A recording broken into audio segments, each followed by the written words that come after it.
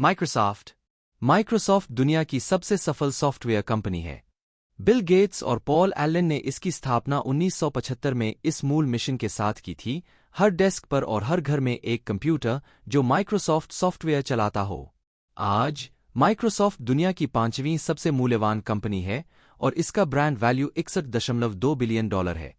1980 के दशक की शुरुआत में माइक्रोसॉफ्ट ने IBM कंप्यूटर्स के लिए डॉस ऑपरेटिंग सिस्टम विकसित किया।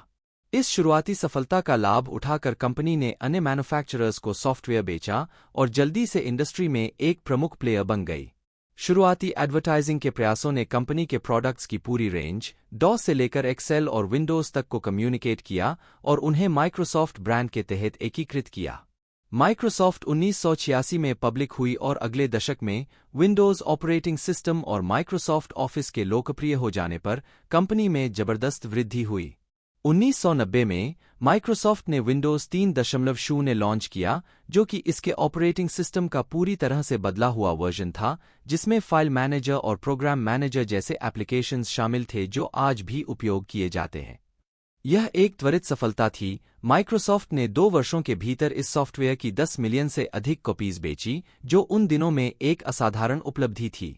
इसके अलावा विंडोज 3.0 कुछ पीसी पर प्री इंस्टॉल्ड होने वाला पहला ऑपरेटिंग सिस्टम बन गया, जो इंडस्ट्री के लिए और माइक्रोसॉफ्ट के लिए एक और मेजर माइलस्टोन था। 1990 के दशक के दौरान माइक्रोसॉफ्ट के कम्युनिकेशन एफर्ट्स ने बिजनेसेस को आश्वस्त किया कि न केवल उसका सॉफ्टवेयर सबसे अच्छा ऑप्शन था, बल्कि इसे फ्रीक्वेंटली अपग्रेड भी किया जाना चाहिए।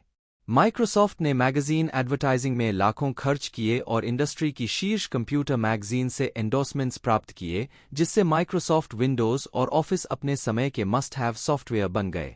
1998 के slogan "Where do you want to go today?"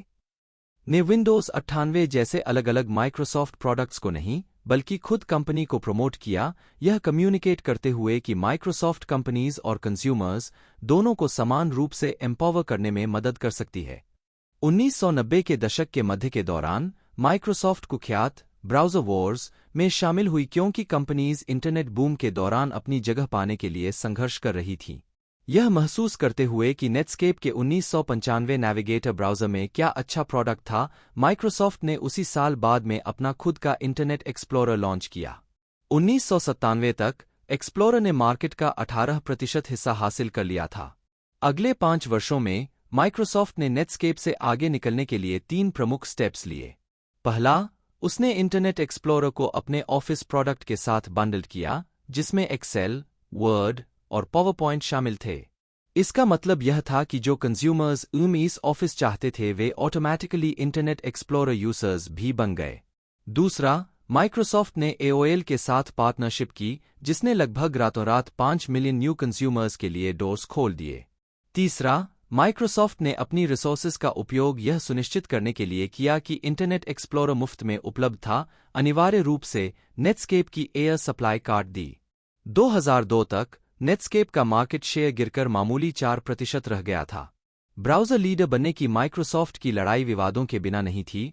कुछ लोगों ने महसूस किया कि कंपनी इंडस्ट्री पर मोनोपोली, एकाधिकार, बना रही थी।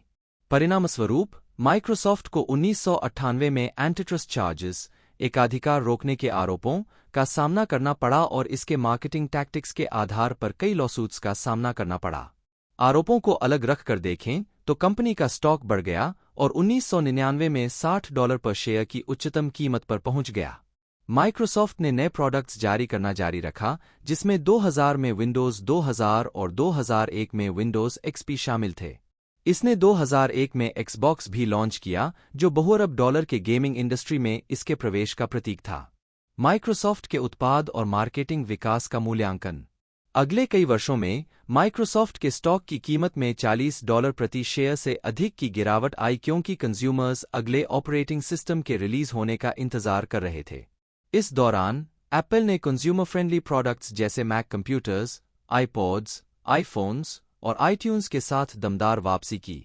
एप्पल ने गेट मैक नामक एक सफल मार्केटिंग कैंपेन भी लॉन्च किया, जिसमें एक स्मार्ट, रचनात्मक, आसानी से काम करने वाला मैक कैरेक्टर और एक geeky, virus prone, uptight PC character था। एप्पल के कैंपेन ने कई कंज्यूमर्स को सफलतापूर्वक बदला और माइक्रोसॉफ्ट की ब्रांड इमेज को खराब किया। 2007 में माइक्रोसॉफ्ट ने बड़ी एक्सपेक्टेशंस के साथ विस्टा ऑपरेटिंग सिस्टम लॉन्च किया, हालांकि यह बग्स और प्रॉब्लम से त्रस्त था और कंपनी का स्टॉक और इमेज गिरना जारी रहा, जिसे 2008 से 2009 की वर्ल्ड वाइड रिसेशन ने और बिगाड़ दिया। इसकी प्रतिक्रिया में माइक्रोसॉफ्ट ने अपनी इमेज को बदलने में मदद के लिए विंडोज लाइफ विदाउट वॉल्स नामक एक कैंपेन बनाया। इसका नया मैसेज कि माइक्रोसॉफ्ट सॉफ्टवेयर वाले कंप्यूटर्स कंपटीशन की तुलना में अधिक कॉस्ट इफेक्टिव थे, मंदी में अच्छी तरह से गूंजा। माइक्रोसॉफ्ट ने कमर्शियल्स की एक सीरीज भी लॉन्च की जिसका दावा था, मैं एक पीसी हूं, और इसमें ऐसे बहुत से इंडिविजुअल्स दिखाए गए जो खुद को पीसी ओनर्स होने पर गर्व करते थे। माइक्रोसॉफ्ट के एम्प्लॉय मोरल और कस्टमर लॉयल्टी में सुधार की उम्मीद कर रहा था। 2009 में माइक्रोसॉफ्ट ने एक बेहतर ऑपरेटिंग सिस्टम विंडोज 7 को Windows 7 was my idea campaign के साथ लॉन्च किया। 4 साल बाद यह यूनाइटेड स्टेट्स और कनाडा में एप्पल जैसे 30 से अधिक स्टोर्स संचालित कर रहा था। कम्युनिकेशन स्ट्रैटेजी के जनरल मैनेजर ने बताया, अब तक हम 15 मिलियन से अधिक कस्टमर्स का स्वागत कर चुके हैं और उनसे बहुत कुछ सीखा है। हमारे कस्टमर्स के साथ यह सीधा कनेक्शन होने से हमें उनकी टेक रिक्वायरमेंट्स को बेहतर ढंग से समझने में मदद मिली है। माइक्रोसॉफ्ट के इंटरनेशनल और न्यू स्टोर फॉर्मेट्स के जनरल मैनेजर ट्रैविस वॉल्टर ने सहमति व्यक्त करते हुए कहा, व्यक्तिगत रूप से आपको एक बहुत ही अलग एक्सपीरियंस मिलता है और इसे प्रदान करके हमें बहुत खुशी हुई है। जब आप हमारी टेक्नोलॉजी को व्यक्तिगत रूप से देखते हैं, जब आप इसे छू सकते हैं और महसूस कर सकते हैं, तो समझ में आता है। मंदी खत्म होने के बाद माइक्रोसॉफ्ट की इमेज और स्टॉक में सुधार होना शुरू हो गया। इसके रिटेल स्टोर्स की सफलता, इफेक्टिव मार्केटिंग और नए प्रोडक्ट्स के एक बड़ी श्रृंखला के लॉन्चेस के कारण। उदाहरण के लिए, माइक्रोसॉफ्ट ने सर्च इंजन के मार्केटप्लेस में गूगल के डोमिनेंट पोजीशन के पीछे गया, एक सर्च इंजन के साथ जिसे बिंग कहा जाता है, और इसने अपने Windows phone mobile operating system के साथ बढ़ते हुए मोबाइल इंडस्ट्री में प्रवेश किया। 2011 में कंपनी का स्मार्टफोन्स में विस्तार कई एनालिस्ट्स के लिए आश्चर्यजनक था, लेकिन माइक्रोसॉफ्ट को उम्मीद थी कि स्मार्टफोन और विंडोज फोन मोबाइल ओएस दुनिया भर में अपने कंज्यूमर्स के साथ एक मजबूत संबंध बनाएंगे। इसने 2012 में विंडोज 8 फोन और सर्फेस टैबलेट नामक कंप्यूटर के लॉन्च के साथ अपने इनोवेशन की गति को जारी रखा। टैबलेट ने कंज्यूमर्स को एक डिटैचेबल कीबोर्ड के साथ इम्प्रेस किया जो इसके प्रोटेक्टिव कवर के रूप में भी काम करता था। आज माइक्रोसॉफ्ट सॉफ्टवेयर, मोबाइल और होम एंटरटेनमेंट प्रोडक्ट्स की एक विस्तृत श्रृंखला प्रदान करता है। इसके सबसे प्रॉफिटेबल प्रोडक्ट्स माइक्रोसॉफ्ट विंडोज और माइक्रोसॉफ्ट ऑफिस बने हुए हैं, जो इसके $86 बिलियन के वार्षिक रेवेन्यू का लगभग 80% हिस्सा हैं। Questions. Evaluate Microsoft's product and marketing evolution over the years. What has the company done well, and where did it falter? कुछ चीजें माइक्रोसॉफ्ट ने अच्छी तरह से की: डॉस के साथ शुरुआत, विंडोज और ऑफिस के साथ प्रभुत्व, एक्सबॉक्स के साथ नए मार्केट्स में प्रवेश, खुदरा स्टोर्स के साथ ग्राहकों को जोड़ना। कुछ कमजोरियां: नेटस्केप के साथ, ब्राउज़र वॉर्स, विस्टा के साथ समस्याएं, मोबाइल में गूगल या एप्पल के समान स्तर की सफलता नहीं मिलना। Evaluate Microsoft's recent expansions into areas such as search engines and smartphones. Do you think these are good areas of growth for Microsoft? Why or why not? यह विचार करने योग्य है कि क्या सर्च में गूगल को चुनौती देना संभव है। बिंग कुछ बाजार हिस्सेदारी रखता है, लेकिन अग्रणी नहीं है।